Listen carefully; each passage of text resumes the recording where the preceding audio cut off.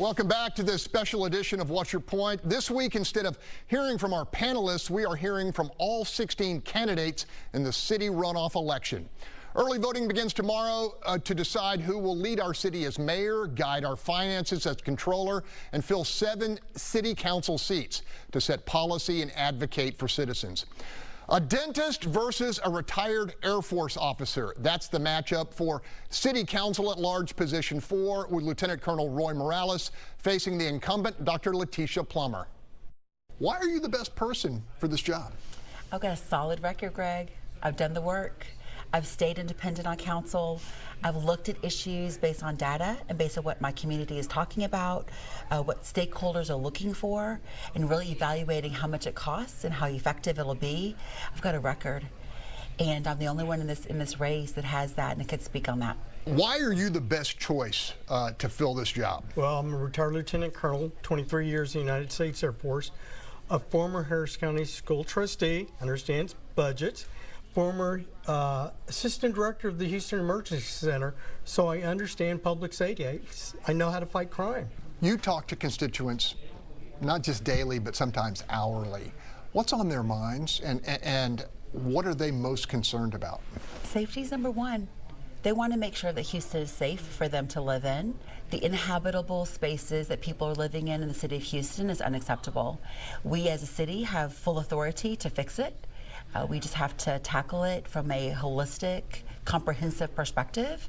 I've got the ordinance to do it, and I think that if we could get 2,500 apartment complexes, giving the support to tenants, giving the support to landlords that want to improve and make a difference, I think we're going to see a lot of changes in the quality of life of Houstonians, and public safety is a part of that. Well, the number one issue is fighting crime. Doesn't matter what part of the city you're in. If you're on the west side, if you're in Kingwood, Clear Lake, Idlewood, Denver Harbor, crime is the number one issue. People want to feel safe again. And the other one, of course, is the roads. Everybody's running their struts, their shocks. We need to do something about the roads, not only how to fill them correctly, but we need to do larger patches over our roads. It's terrible what we have here in the city of Houston. What do you hope that voters have learned about your opponent that you know? Well, I just learned today that he wants to bring ICE back, and he wants to deport immigrants. That's heart-wrenching to me. Yeah, I'm a daughter of an immigrant. You know, he relates it to crime. Crime has got nothing to do with race. Crime is a universal problem that we have to deal with as a whole. And coming forward and saying that you want to deport our sisters and brothers is not acceptable. What have you learned about your opponent you hope the voters also learn? Well, they need to understand that Letitia Plummer tried to defund the police department. She did that with an amendment she tried to put before city council. Every council member voted it down.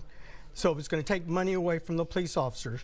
There were monies allotted to non-classified. So these are not officers that are protecting us.